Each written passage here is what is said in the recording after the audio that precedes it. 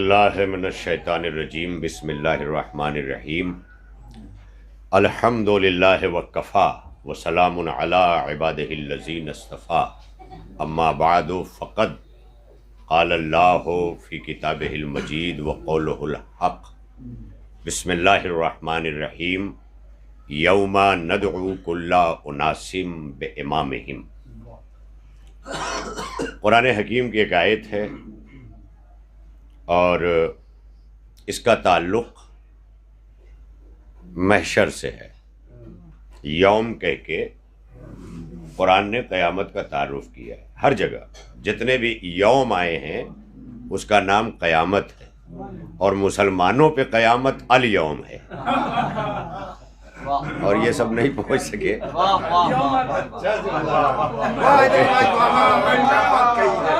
بہت اچھی بات۔ قیامت کو یوم کہتے ہیں، اور جو مسلمانوں کے ساتھ ہر نفس قیامت ہے، ہر گھڑی قیامت ہے، وہ الیوم ہے۔ یہی فرق ہے کہ قرآن میں یوم کہا گیا، یوما یوما یوما یوما۔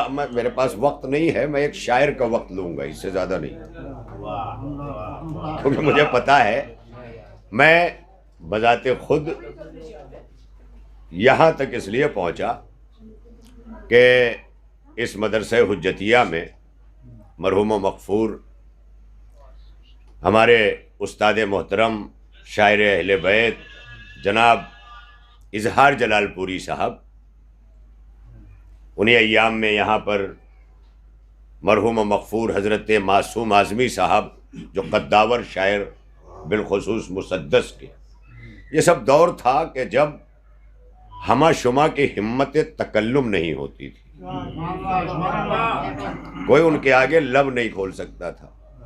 اس وقت اس کا نام ادب تھا، آج بدتمیزی کا نام آزادی ہے۔ جس طرح ادب کے نام، آزادی کے نام پر اغیار نے اہل بیت تک کی شان میں، رسول تک کی شان میں، قرآن تک کی شان میں آزادی زبان کی بنیاد پر گستاخیاں کی، اسی طرح ہم نے بھی آزادی کی بنیاد پر بہت ساری ان چیزوں کو پارا پارا کر دیا جو ہمارے گیسوئے زندگی کو شانے کرتی تھی، جس سے ہم جچتے تھے۔ اس میں ایک چیز ہے یہ محفل۔ اب اس میں ہیڈنگ میں لکھا ہوا محفل مقاصدہ۔ اول تو ماشاءاللہ پڑھنے والوں کی آج تعداد بہت ہے، لیکن سیکھنے والا کوئی نہیں ہے۔ جسے دیکھیے وہ سکھانے والا ہے۔ بھائی یہی بھی کسی بھی قوم، کسی بھی شعبے، کسی بھی شعبہ حیات، کسی بھی جگہ پر تباہی کا سبب یہی ہے کہ جہاں سیکھنے والے نہ ہوں۔ آج ریلوے سے ہم اتنا سفر کرتے ہیں، اگر دوسرا ڈرائیور سیکھنے والا نہ ہو تو وہیں پہ ٹرین کا نظام ختم ہو جائے۔ ڈرائیور بنا رہا ہے، انجینئر پڑھا کے انجینئر بنا رہا ہے، سب بنا رہے ہیں، لیکن شاعر نہیں بنا رہا ہے۔ بہت اچھی بات۔ یہ چیز تھوڑا دو چار جملوں میں کہوں۔ اور ماشاءاللہ سے ہم زندگی کے ہر شعبے میں بہت اچھے کپڑے، ہر محفل میں ایک نیا کپڑا پہننا ہمارا کام تو ہو گیا ہے، لیکن محفل کو دیکھنا کہ کہاں سے ہوگی یہ ہم نے چھوڑ دیا ہے۔ یہی وجہ ہے کہ یہ محفلیں غریب ہو گئیں، شعراء امیر ہو گئے۔ یہ شعراء کرام ہے، اور ظاہر ہے کہ میں صرف اور صرف آپ کو آج کے حوالے شعراء کرام کے حوالے کروں گا۔ ابتدائی طور پر بھی ماشاءاللہ آپ نے ساری باتیں سن لی، چونکہ آج کی شب بہت عظیم الشان شب ہے، ذی قدر ذی وقار شب ہے یہ، کہ اس شب میں فہرست امامت کا 10واں شاہزادہ امامت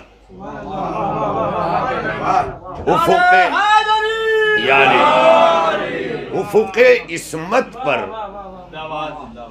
10واں ماہتاب امامت کا طلوع پذیر ہوا ہے۔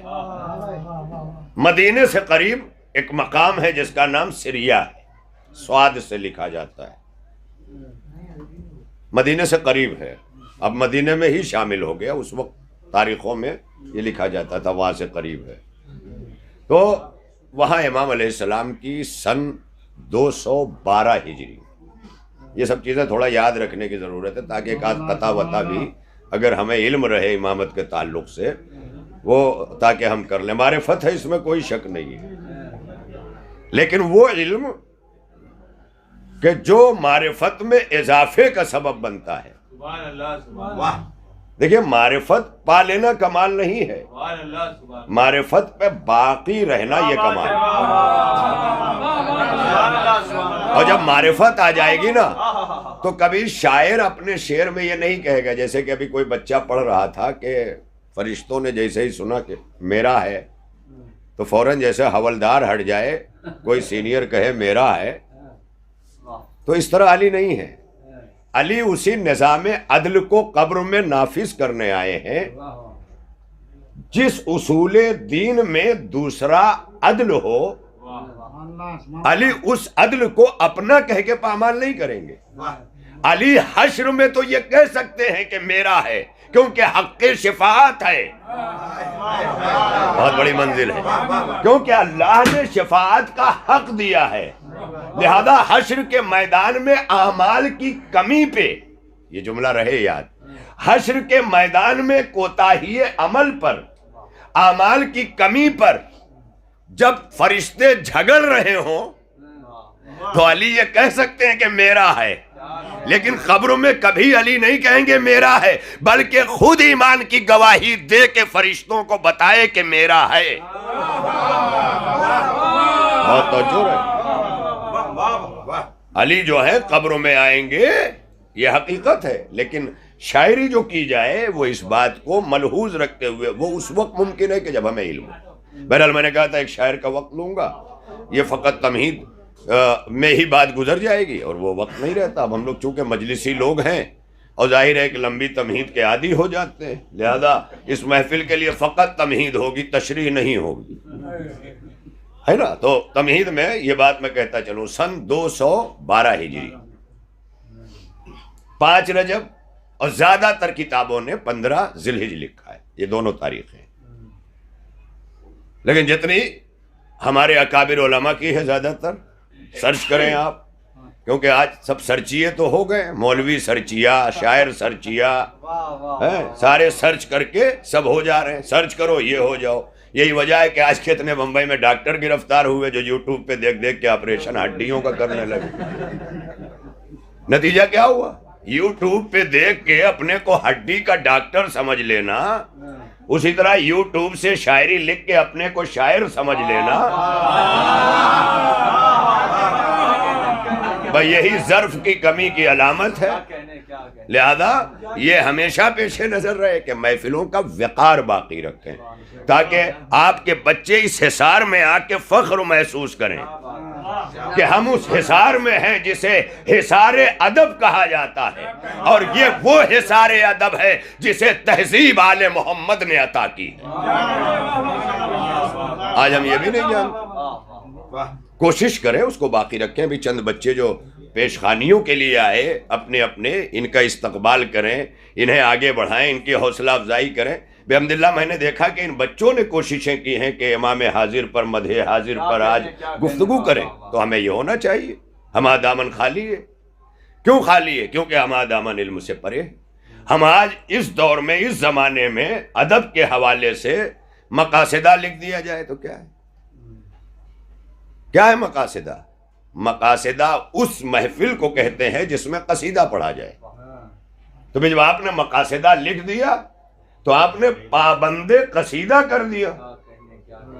اب جن کے پاس قصیدہ ہے وہ کھڑا ہو، جس کے پاس نہیں ہے وہ معذرت کر لے. نہیں یہ نہیں ہو سکتا، اہل بیت کی مدد جو چاہے جیسے چاہے کر لے. تو کون آپ کو روک رہا ہے؟ جیسے چاہیے کیجئے. اگر آل محمد نے اسے عبادت بنایا ہے تو میرا چیلنج ہے خدا کی قسم کہ کوئی عبادت کائنات میں ایسی ہے ہی نہیں جس پر آل محمد کا عمل پہلے سے موجود نہ ہو. بلکہ دوسرے لفظوں میں یوں کہوں کہ اللہ نے ان کے بیٹھنے چلنے پھرنے کو عبادت قرار دے دیا. اسے دہراتے جاؤ، شامل عبادت ہوتے جاؤ. یہی ہے نا منزل، اسے دہراتے جاؤ. تو اب ظاہر ہے کہ اگر یہ محفل، یہ جشن، اگر یہ عبادت ہے تو نماز بھی عبادت ہے. نماز پڑھ کے رسول اللہ نے دی کہ ایسے پڑھو. تو جشن بھی تو ہر امام کی آمد پر امام کے گھر میں منعقد کر کے بتایا گیا کہ ایسے کرو. اس میں کیا پڑھا گیا؟ قصیدے پڑھے گئے. کیونکہ ادب کے اندر، ادب جو ہمارے اردو میں آیا ہے یہ فارسی ادب اور عربی ادب سے آیا ہے. جب یہ ادب ہمارے یہاں آیا تو اپنے دامن میں مرثیہ بھی لے کے آیا، قصیدہ بھی لے کے آیا. خاص طور پر عرب کی سرزمین پر مرثیے موت پر اور قصیدے پیدائش پر یہ آل محمد کے گھرانے میں ہمیشہ پڑھے گئے. لہذا ہمیشہ جو جشن ہوا ہے اس گھرانے میں وہ قصیدوں میں ہوا ہے. یعنی قصیدہ آل محمد کا اپروو کیا ہوا ہے، مرثیہ آل محمد کا اپروو کیا ہوا ہے. اور جو وہ اپروو کر دیں وہ عقیدہ بن جاتا ہے، جو ہم شروع کر دیں وہ عقیدت کہلاتا ہے. ابھی جتنے شاعر آئیں گے نذرانے عقیدت پیش کریں گے. یعنی پتہ چلا کہ عقیدہ ولادت امام پر محفل منعقد کرنا ہے اور محفل منعقد کر کے عقیدت پیش کرنا ہے. آپ دیکھ لیں یہ عقیدہ ہے. اب عقیدے کے آگے عقیدت پیش کی جا رہی ہے. قصیدہ، اب قصیدے کی صنف کو آج کون جانے؟ ظاہر ہے کہ کون آرٹ میں داخلہ لے رہا ہے. آج شاعر بھی چاہتا ہے بیٹا سائنس میں جائے. ہاں، کون چاہتا ہے کہ آرٹ پڑھے؟ کون چاہتا ہے کہ اس وقت ایسا کرے؟ کیونکہ کہاں فرصت ہے. اگر نہیں فرصت ہے کوئی بات نہیں، جنگلوں کی بھیڑ پیدا ہوتی جائے گی. کچھ لوگوں کو اٹھنا پڑے گا، ہر شعبہ حیات میں آگے بڑھنا پڑے گا. ہر کوئی مالدار ہو جائے گا تو خدا کا نظام الٹ پلٹ ہو جائے گا نا. اسی لیے تو آل محمد نے کائنات کے سب سے بڑے مالدار، انہوں نے زندگی کو غربت کی گزارا، غریبی کی نہیں گزارا، غربت کی. غربت اسے کہتے ہیں کہ جہاں اختیار جنت سے لباس جنت منگانے کا ہو پھر بھی 72 پیوندوں کی چادر اس لیے اوڑھ لی جائے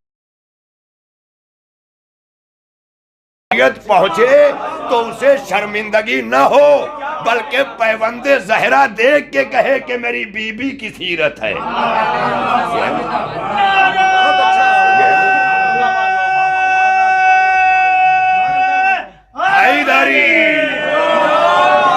ایک بار ذرا اپنے عمل سے بھی یہ ظاہر کر دیں ماشاءاللہ سب مل جل کر کے میرے ساتھ نعرہ حیدری لگائیں. یوں بھی مجھے لوگ اکثر نہ جانے کیوں تھوڑا بہت پھیکا سمجھتے ہیں، ہے نا. اور پھیکا اس لیے سمجھتے ہیں کہ میں مرجعیت وغیرہ کی باتیں کر دیتا ہوں. وہ کچھ لوگوں کو اچھی نہیں لگتی تو مجھے وہ لوگ نہیں اچھے لگتے. اس لیے کہ آپ کو حق ہے اپنا عقیدہ بنانے کا، لیکن کسی عقیدے کو پامال کرنے کا حق نہیں ہے. ہر ایک کو حق ہے. آج تو ایسے ایسے بیچارے ایک دم ہاٹ مولائی کہ اپنے سے اگر تھوڑا سا ٹمپریچر کم ہے تو برداشت نہیں کرتے، فوراً مقصر ہے. یہ اتنے بڑے ہو گئے. بزم علی میں سلمان 10ویں درجے پر، ابوذر 9ویں درجے پر. کبھی سلمان نے کہا کہ وہ مقصر ہے؟ کبھی ابوذر کو مقصر کہا؟ مجھے بتا دیں اگر تاریخ میں ہے. اس کا مطلب درجات کے کم ہونے سے ایمان کم نہیں ہوتا. جتنا ایمان چاہیے ہے ان تک رسائی کے لیے اتنا سلمان کے پاس بھی، اتنا ابوذر کے پاس ہے، اتنا ہے. لیکن کبھی کسی کو کمتر نہیں کیا. سلمان نے نہیں کہا یہ مقصر ہے، ابوذر کے لیے نہیں کہا جو 8ویں درجے پر ہے جو ہے وہ، ان سب لوگوں کے لیے نہیں کہا.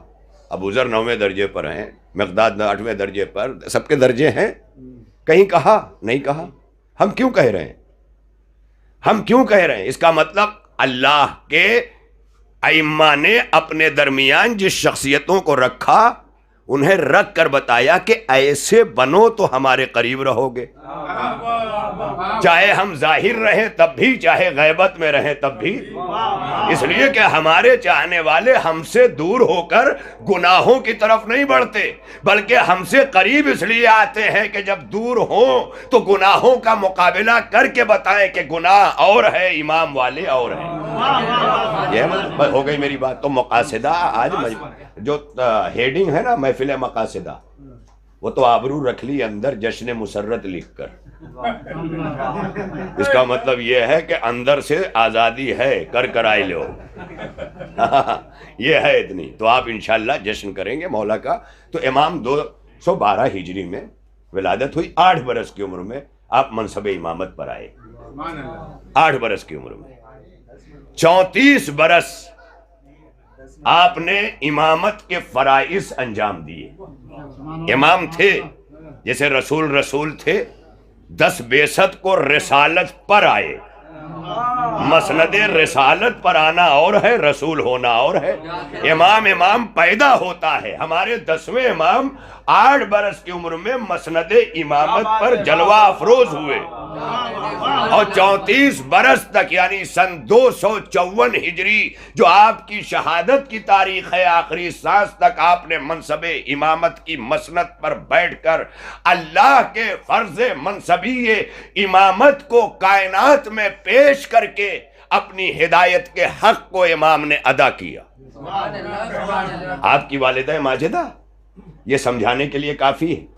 آج میرے پاس کچھ لوگوں کے کئی ہفتے سے فون آ رہے ہیں، جہیز وغیرہ پر کچھ تقریریں ہو رہی ہیں. اس میں سے ایک مسئلہ آیا. آج ایسے حساس مسئلے نکال چکے ہیں لوگ جس کا نہ قوم کی سے تعلق، نہ دین سے تعلق، نہ اسلام سے تعلق. اس کو لا کے محفلوں میں مجلسوں میں رکھ دیتے ہیں. اب یہی شادیوں کے مسائل آتے ہیں. اللہ نے کہا نہیں، ہم مقام عمل میں رہ کر جانچ لیتے ہیں کہ کسے امامت کی مادر گرامی قرار دینا ہے. ایک کنیز کو چنا ہے اللہ نے. 10ویں امام کی والدہ ماجدہ حضرت سمانہ، جن کے آگے لگتا ہے مغربیہ. اب اس میں 2 مغرب ہو سکتا ہے، یا تو عرب کا مغربی علاقہ ہو تو مغربیہ، اور یا مغربی ممالک جسے آج ہم کہتے ہیں. اس سے یہ کہا جا سکتا ہے کہ چوتھے امام نے ایران کی شہر بانوں کو اپنا کر صرف شہر بانوں نہیں اپنایا ہے، اپنے جد کے دیے ہوئے نعرے کے فاصلوں کو مٹا کر ایک کیا ہے. رسول نے کہا تھا کوئی عرب نہیں، کوئی عجم نہیں. یہ امام حسین نے آگے بڑھ کر شہر بانوں کو اپنا کر کائنات کو پیغام دیا کہ اب سمجھ میں آیا کہ حسین کربلا میں محمد کیوں ہے. یہ ہے منزل ہمارے لیے. بس میں گفتگو تمام کر چکا. صرف اتنی بات کہنے کے لیے کہ امام علیہ السلام کے لیے اتنا کم از کم ضرور سرچ کر کے ہم محفلیں سننے سنانے آئیں. کتاب رکھیں، پڑھ لیں. نہیں ہے کتاب سرچ کر لیں. جو جس لائق ہے اتنی تیاری تو ضرور کرے جیسے نماز کے لیے وضو کی تیاری ہے، ویسے ہی کم از کم محفل سننے کے لیے. اور یہ ذوق پیدا کیجئے، یہ اپنے بچوں کے اندر لائیے. اور کم از کم اگر آپ آرٹس میں اپنے بچوں کو داخلہ نہ دلائیے تو مجلسوں میں انگلی پکڑ کر گودی میں بٹھا کے ضرور لائیے. ضرور لائیے، اس لیے کہ آرٹس کے کلاسز جو تہذیبیں نہیں دیتے وہ آل محمد کی مجلسیں عطا کرتی ہیں، محفلیں عطا کرتی ہیں. یہاں لے کے آئیے گا، اور اگر یہاں لے کے آئے تو انشاءاللہ مطمئن باپ کہلائیں گے. مطمئن باپ کہلائیں گے. اگر بچپن میں بچوں کو مجلسوں اور محفلوں میں نہیں لائے ہیں تو بھی جوانی میں ان بچوں کو انہی علاقوں میں جا کے ڈھونڈنا پڑے گا جہاں کھڑے رہنا بھی معیوب ہو. اس لیے یہاں لے کے آتے رہیے. اور آج امام علیہ السلام کو اللہ نے ہماری ہدایت کے لیے نور مجسم کو پیکر بشر میں بھیجا، اور پیکر بشر میں آپ تشریف لے آئے. یہ نور ہے، یہ نور ہے جو پیکر بشر میں اس لیے آیا. بالکل اسی طرح سے جیسے وائر چلتا ہے کھلا کھلا پاور ہاؤس سے، لیکن جب ہمارے گھروں میں آتا ہے تو کورڈ ہو جاتا ہے پلاسٹک کے اندر. اس کو چھیلا جاتا ہے تب جوڑا جاتا ہے نا. تو یہ کور ہوا، لیکن اوپر چل رہا تھا تو کور نہیں ہوا. پاور ہاؤس سے چلا تو کور نہیں ہوا. کہا جہاں کے لیے بھیجا جا رہا ہے، جہاں استعمال ہوگا وہاں کورڈ ہوگا. اسی طرح اللہ نے اپنے ان انوار کو بالکل نور بنا کر کے پوری کائنات میں بکھیرا ہوا ہے، لیکن جب ہمارے درمیان بھیجا تو ہمارے پیکر میں بھیجا تاکہ ہم ہاتھ ملا سکیں، ہم وضو کے طریقے لے سکیں، ہم ساری چیزیں کر سکیں۔ یعنی جسم میں آنا ان کی مجبوری نہیں تھی، جسم میں بلانا ہماری مجبوری تھی، لہذا وہ جسم میں آئے۔ اور آپ کی والدہ ماجدہ حضرت سمانہ خاتون، جنہیں اللہ نے یہ مرتبہ اور یہ شرف بخشا، آپ کے والد ماجد حضرت امام محمد تقی علیہ السلام، یہ سلسلہ ہے امامت کا۔ وقت نہیں ہے، کبھی انشاءاللہ پوری تقریر اگر امام پر ہوتی تو انشاءاللہ 1 آدھ گھنٹے اگر صرف ہوتا، جو میں چاہ نہیں رہا ہوں کہ مجھے ملے۔ قطعی یہ نہ سوچئے گا کہ مولانا للچا رہے ہیں، للچائی تو میری روح رہتی ہے ہر دم کہ ذکر اہل بیت کا کوئی بہانہ تو ملے۔ ہائے ہائے یا علی یا علی۔ پیام اعظمی نے بڑا پیارا ایک شعر فارسی کا تھا جس کا اردو میں ترجمہ منظم کیا ہے۔ فارسی کا شعر تھا کہ رحمت حق بہا نمی جوید، رحمت حق بہا نمی جوید، رحمت حق بہانا می جوید۔ اب اس کو ظاہر فارسی میں شعر ہے، لیکن پیام اعظمی نے اسے اردو میں ہی منظوم ترجمہ کیا کہ میرا مذاق طبیعت ٹھکانہ ڈھونڈتا ہے، میرا مذاق طبیعت ٹھکانہ ڈھونڈتا ہے، سنا ہے تیرا کرم بھی بہانہ ڈھونڈتا ہے۔ ہم اسی بہانے سے جمع ہوئے۔ پروردگار ہمیں بھی ایک بہانہ مل گیا تھا کہ آج سمانہ خاتون کی آغوش میں تیری 10ویں حجت جلوہ افروز ملی، ہم بھی فقیروں کی طرح جھولیاں پھیلائے اس دروازے کے قریب کھڑے ہو گئے کہ آج محمد تقی کے ہاتھوں سے سخاوت ہوگی، آج رسول سے لے کے زمانے کے امام تک آج کائنات پر اپنی سرفرازی کے تمام تر جوہر بکھیریں گے۔ لہذا ہم بھی آ گئے کہ مولا ہماری جھولیاں بھی بھر دے، جو علم سے دور ہیں انہیں علم سے مالا مال فرما دے، جو مجبور ہیں ان کی مجبوریوں کا خاتمہ فرما دے، اے پروردگار جو بے کس ہے ان کی بے کسی کو دور کر دے، اے اللہ جتنے مریض ہیں انہیں شفاء کاملہ عطا فرما، اے اللہ اے پروردگار ہمارے نوجوانوں کو دین و دنیا کی تمام طاقتوں سے آراستہ فرما کر ان نوجوانوں کو جچنے والی قوم کا نمائندہ قرار دے، اے پروردگار ہمیں محبت محمد و آل محمد پہ ثابت قدم رکھ، اس دور پرا شوب میں خصوصاً کہ جہاں عقائد پر بھی حملے ہو رہے ہیں، مولا ہماری نسلوں کے عقیدوں کا تحفظ فرما، اے اللہ اے پروردگار مراج تقلید کو طول عمر عطا فرما، اے اللہ والی غیبت کے ظہور میں جلدی فرما، اے اللہ اے پروردگار ہمیں امام کا انتظار کرنے میں ان ساری عبادتوں سے سرفراز فرما کہ جو تیرے امام کی خوشنودی کا سبب ہیں، یہ جشن منانا بھی زمانے کے امام کی خوشنودی کا بھی سبب ہے، تو کیوں نہ ہم آج سارے مل کر ایک بلند ترین صلوات کے ساتھ زمانے کے امام کی بارگاہ میں ہم سب اپنی اپنی گلدستہ عقیدت کی صورت میں خوشیوں کو رکھ کر کے قدموں میں زمانے کے امام کی کہیں کہ مولا ظہور میں جلدی فرمائیے۔ بسم اللہ الرحمن الرحیم، ان اللہ و ملائکتہ یصلون علی النبی یا ایھا الذین آمنوا صلوا علیہ وسلموا تسلیما۔